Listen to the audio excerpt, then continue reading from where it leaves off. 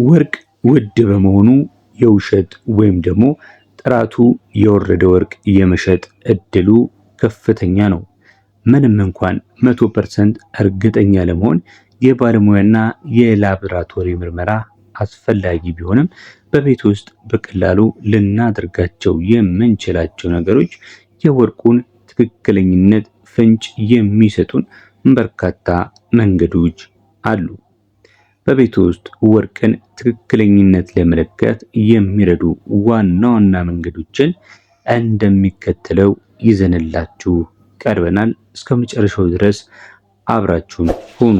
ታዲያ ቪዲዮውን ስትጀምሩ ላይክ ማድረጋችሁን፣ ለዩቲዩብ ቻናሉም አዲስ ከሆናችሁ ሰብስክራይብ በማድረግ በወቅታዊነት የምንለቃቸውን የወርቅና ተመሳሳይ የሆኑ መረጃዎችን ተመለከቱ ዘንድ እንጋብዛችኋለን።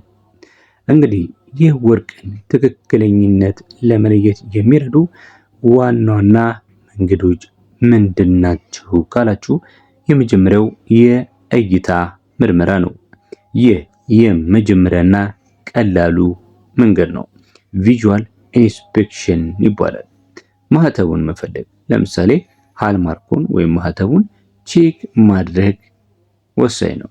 አብዛኞቹ እውነተኛ የወርቅ ጌጦች ላይ የንጽህና መጠናቸው የሚገልጽ ማህተብ ታትሞባቸዋል። ሌላው ደግሞ በአይን የማይታይ ከሆነ ደግሞ በማጉሊያ መነጽር ማግኒፋይንግ ግላስ በመታገዝ የጌጡን ውስጣዊ ክፍል የመቆለፊያውን ክላስ ወይም ደግሞ ቀለበት ከሆነም ውስጡን መመልከት። ምን ምልክቶችን ልትጠብቁ እንደምትችሉ እንገራችሁ። ለምሳሌ 24 ካራትን 999 ወይም ደግሞ 21 ካራት ከሆነም 875 በቀጥታም 21 ኪም ሊባል ይችላል አንደኛ።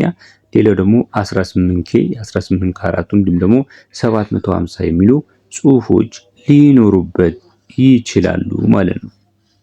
እዚህ ጋር ጥንቃቄ የምታደርጉትን ነገር ልንገራችሁ። ማህተብ የሌለው ወርቅ የግድ ውሸት ነው ማለት አይደለም፣ በተለይ አሮጌ ከሆነ። እንዲሁም አንዳንድ የውሸት ወርቆች ላይ ማህተም ሆን ተብሎ ሊታተም ይችላል። ይሄ በጣም ወሳኝ የሆነ ነገር ነው። ስለዚህ ቀለሙን መለወጡንም ይመልከቱ፣ ቼክ አድርጉ። ዲስኮሎሬሽን ይባላል። እውነተኛ ወርቅ ዝገት ወይም ደግሞ ቀለም መለወጥ የለበትም።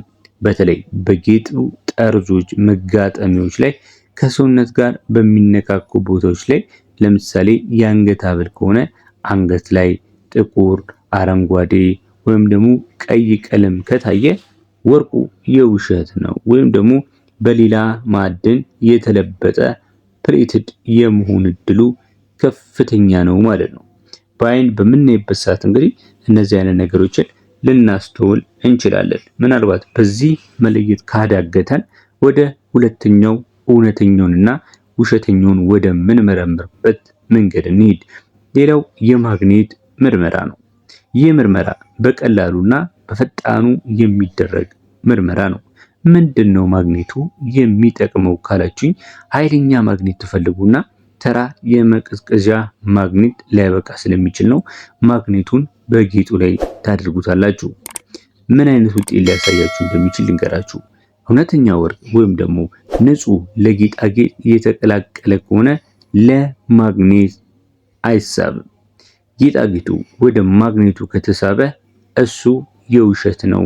በውስጡ ብዙ ብረት፣ ኒኬል፣ ኮባልት ያለበት ቅልቅል ነው ማለት ነው። እዚህ ጋም አንድ ነገር እንድትጠነቀቁ ልንገራችሁ። ይህ ምርመራ 100% አስተማማኝ አይደለም። አንዳንድ የውሸት ወርቆች ለምሳሌ ከአልሙኒየምና ከመዳብ የተሰሩ ከሆነ ለማግኔት ላይሳቡ ይችላሉ። እንዲሁም ደግሞ የአንገት ሐብል መቆለፊያ ክላስፕ የሚባለው ውስጣዊ አካል አንዳንድ ጊዜ ለማግኔት የሚሳብ ብረት ላይኖረው ይችላል። ስለዚህ የምመክራችሁ ነገር ወደ ሶስተኛው እንድትሄዱ ነው። የቆዳ ምርመራ ማድረግ። ይህንን እንዴት ነው ማድረግ የምንችለው? ከዛ በፊት ቪዲዮን እስካሁን እየተከታተላችሁ ነገር ግን ቪዲዮን ላይክ ካላደረጋችሁ እንዲሁም ሰብስክራይብ ካላደረጋችሁ በየወቅቱ የሚለቀቁትን ወርቅና ከወርቅ ጋር የተያያዙ ምን መረጃ የተለያዩ ሀሳቦችን እንድታገኙ ሰብስክራይብ ማድረግ ብቻ ሲሆን የደወል ምልክቱንም በመጫን ይህንን ወርቃማ የሆነ ቤተሰብ መቀላቀል እንዳትረሱ።